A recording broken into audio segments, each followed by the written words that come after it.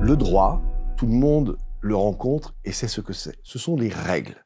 Des règles qui peuvent être fixées par la loi, votée par le Parlement, des décrets qui sont pris par le gouvernement, des arrêtés qui sont pris par des ministres ou par des maires ou par d'autres autorités publiques. Le droit souple, c'est ce qu'il y a autour de ces règles de droit pur.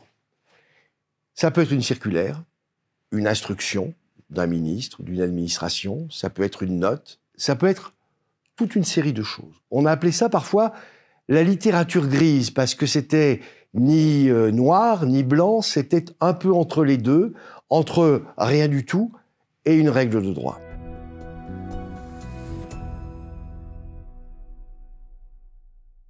Une des marques de fabrique du juge administratif, notamment du Conseil d'État, c'est d'être toujours attentif aux évolutions de l'action et des modes d'action de l'administration pour adapter le contrôle qu'il doit exercer, c'est ce que lui demandent les citoyens, il est fait pour ça, sur l'action de l'administration. Donc, s'agissant du droit souple, les évolutions ont été progressives et lentes. En gros, ça a duré 70 ans, des années 50 du siècle dernier jusqu'à aujourd'hui.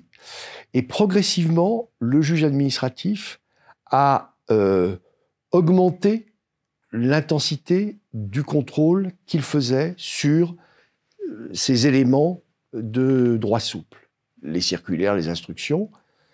Et puis, on est arrivé au moment où les formes de ce droit souple se sont multipliées à travers Internet. Et à ce moment-là, il fallait franchir une dernière étape.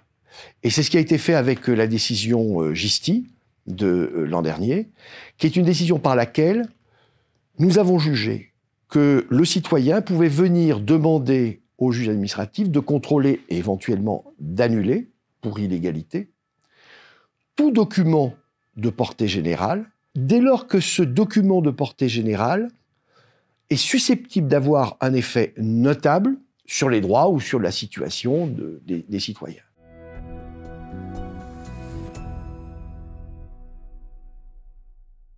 Aujourd'hui, le citoyen peut venir contester devant le juge administratif tout document à portée générale qui a un effet notable sur ses droits ou sa situation.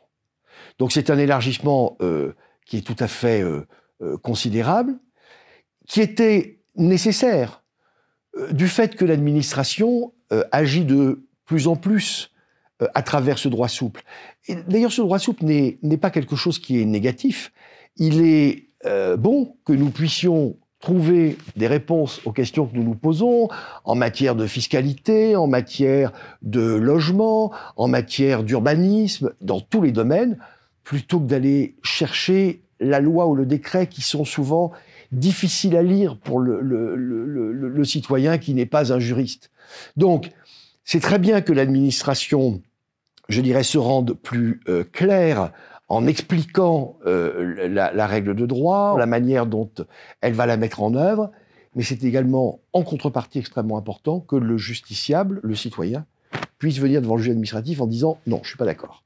La manière dont la loi est interprétée, appliquée, ne convient pas. »